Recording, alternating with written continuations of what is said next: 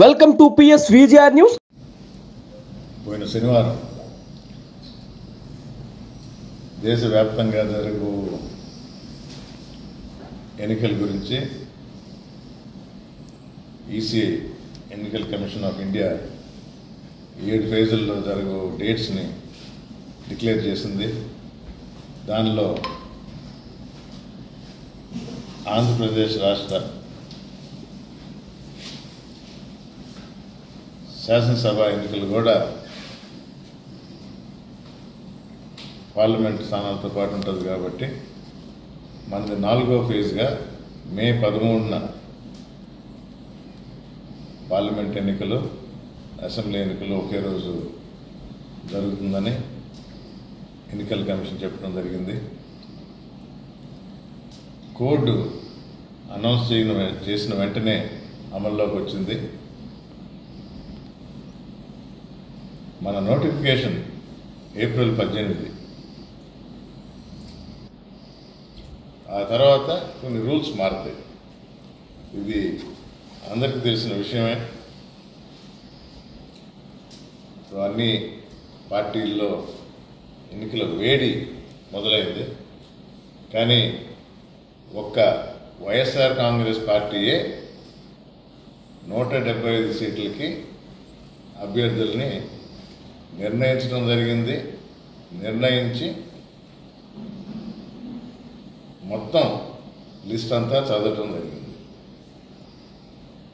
2019లో కూడా జగన్మోహన్ రెడ్డి గారు ఇదే విధానాన్ని అవలంబించారు. ఈసారి కూడా 5 సంవత్సరాల క్రితం జరిగినట్టు ఇడుపులవాయికి వెళ్ళి 175 సీట్లు అనౌన్స్ చేయటం, అభ్యర్థులు ఇంకా మార్పు ఉండదు. ఒకసారి ఇడుపులపాయలు చదివిన తర్వాత ఇది పోయినసారి కూడా జరిగిన విషయాన్ని అందరికీ తెలియజేస్తున్నాను.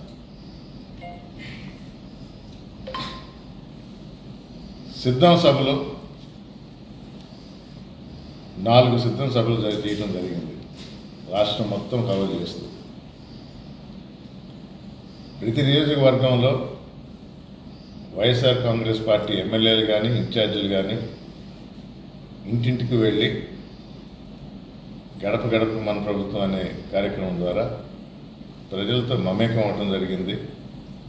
క్షేత్రస్థాయిలో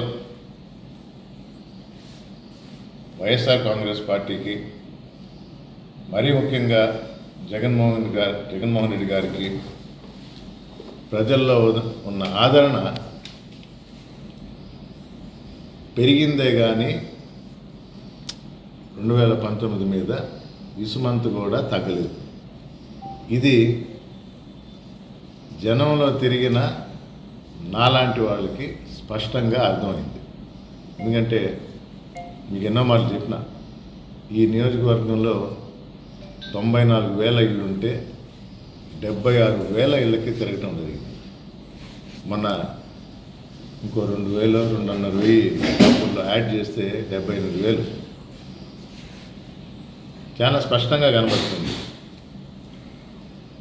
ఒక సంక్షేమ పథకాల గురించే కాదు, ఎక్కువగా చెప్పుకొని అభివృద్ధి కూడా ప్రజలకు స్పష్టంగా కనబడుతూ ఉంది. అది నాడు నేడు కానీ, విద్య, వైద్యం, ఈ 2 రంగాల్లో ప్రభుత్వం ఎంత వెచ్చించి ప్రజలకు ఎంత మేలు చేకూర్చిందో ప్రజలకు స్పష్టంగా అర్థమైంది. ఈ ప్రెస్ కాన్ఫరెన్స్లో దాన్ని వివరణ ఇచ్చేదానికన్నా మీటింగ్స్లో మేము తెలియజేస్తాం. 151 సీట్లు ముఖ్యమంత్రిగా కానప్పుడు, ప్రతిపక్ష నాయకుడిగా ఉన్నప్పుడే 151 సీట్లు ఈ ఆంధ్ర రాష్ట్ర ప్రజలు తీర్పునిచ్చి అన్ని సీట్లు ఇచ్చారు.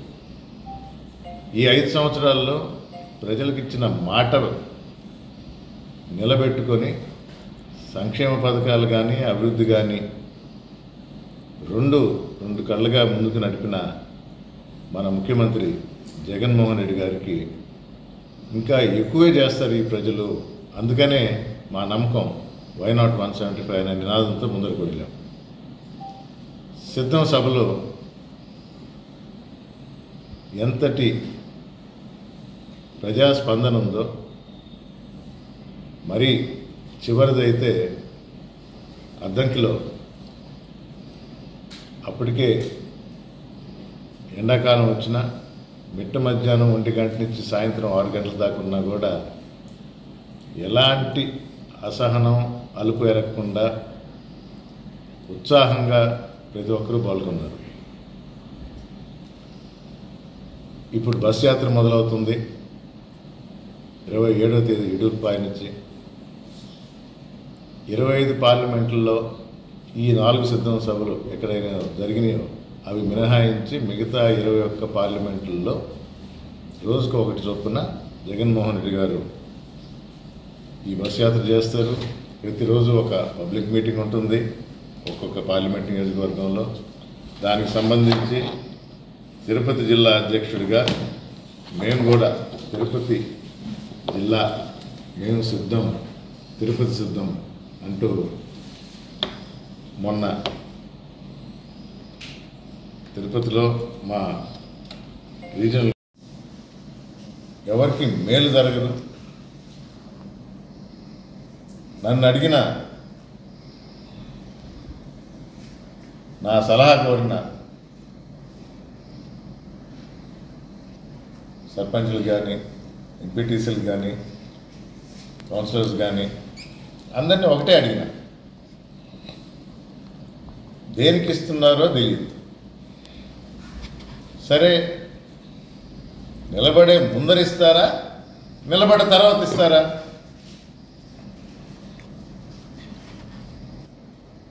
కోడి ముందా గుడ్డు ముందా? నువ్వు నిలబడితే ఇస్తానంటున్నారా? ఇచ్చిన తర్వాత నిలబడమంటున్నారా? దేనికి నిలబడమంటున్నారో చెప్పరు.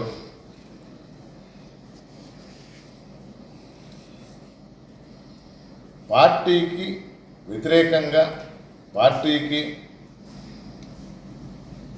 వదిలి వెళ్ళాలనుకునే వాళ్ళకి ఒక స్పష్టత ఉండాలి. మీడియా మిత్రుల ద్వారా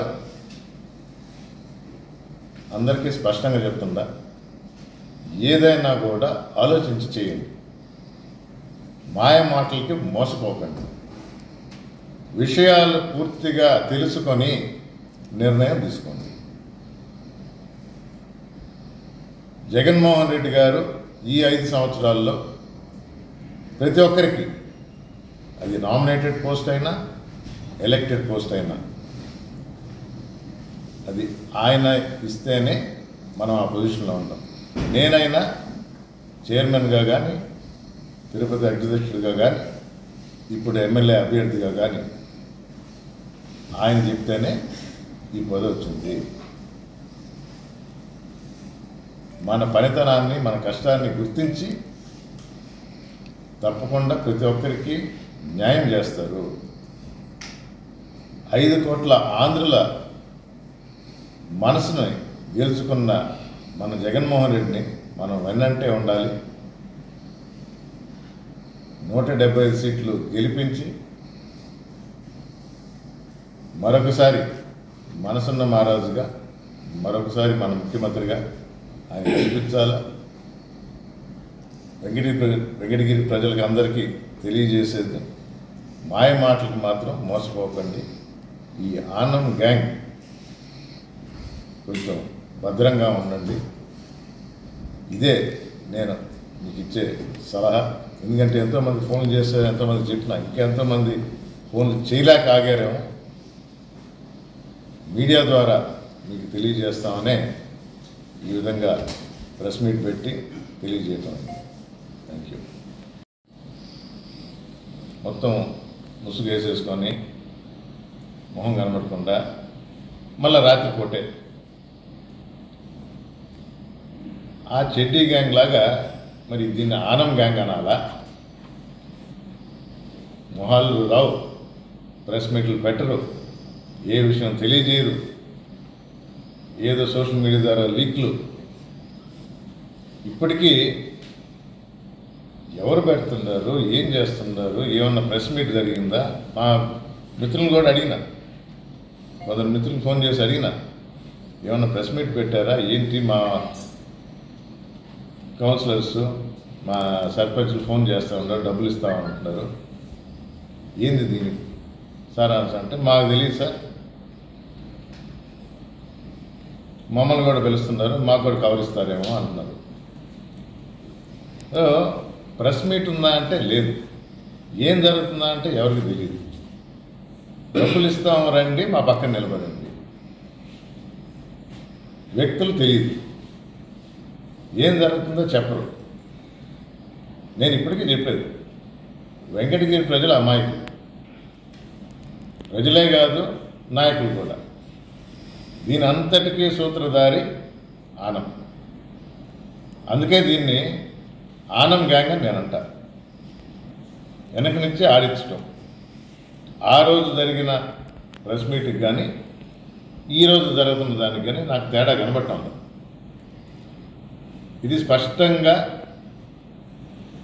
ఆనం రామనారాయణ రెడ్డి సిగ్నేచర్ ఉంది. చేసేది చేయించేది ఆయనే. ఆత్మకూరు వెళ్ళినా ఆత్మ ఇక్కడే ఉన్నట్టు, వెంకటగిరిలో వదిలిపోనట్టు.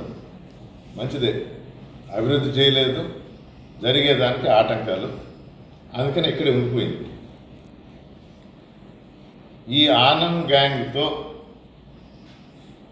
అవరోధాలు సృష్టించాలని, ఆటంకాలు కల్పించాలని అదే ధ్యేయంగా పెట్టుకున్నాడు. కాబట్టి ఆనం గ్యాంగ్ని తరిమి కొట్టే పని ప్రజలే చేస్తారు.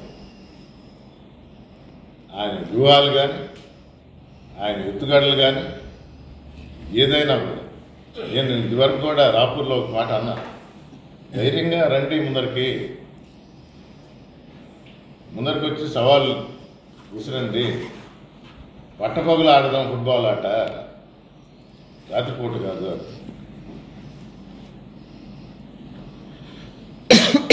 కార్యక్రమాలు జరిపినా కొన్ని దగ్గర పెట్టారు, ఆయన వద్దు ఈయన ముద్దు అని. జగన్మోహన్ రెడ్డి గారు నిర్ణయం, దాన్ని ఆ ఆదేశం, ఆ నిర్ణయం నడుచుకుంటేనే నువ్వు క్రమశిక్షణలో ఉన్నట్టు. ఇది ఒక క్రమశిక్షణ కదా నాయకుడి లక్షణం, కార్యకర్త లక్షణం. ప్రజలు నిర్ణయిస్తారు. 175 పేర్లు చదివారు. మీకేంటి డౌట్? ఉంటారా? జగన్మోహన్ రెడ్డి గారు నిర్ణయించిన మీకు నచ్చలేదా? ఏం చేయాలనుకుంటున్నారు? మా సర్పంచ్కి డబ్బులు ఇస్తామంటున్నారు, మా కౌన్సిలర్స్ డబ్బులు ఇస్తామంటున్నారు. దేనికి? వాళ్ళకి తెలియటం. అదే అడిగారు, దేనికి? ఏంటి మీ నిర్ణయం? ఇదిగో ఇది మా నిర్ణయం, నా పక్కన నిలబడతారా? స్వచ్ఛందంగా నిలబడితే నిలబడండి, లేదా ఇదిగో ఇంత డబ్బులు ఇస్తున్నాం మీ ఖర్చులకు వాడుకోండి చెప్పండి. చెప్పారా? లేదు. మీరేదో ప్రోగ్రామ్ అంటున్నారు, మీకైనా చెప్పారా? లేదు. మీడియాకి సమాచారం ఉంది సార్.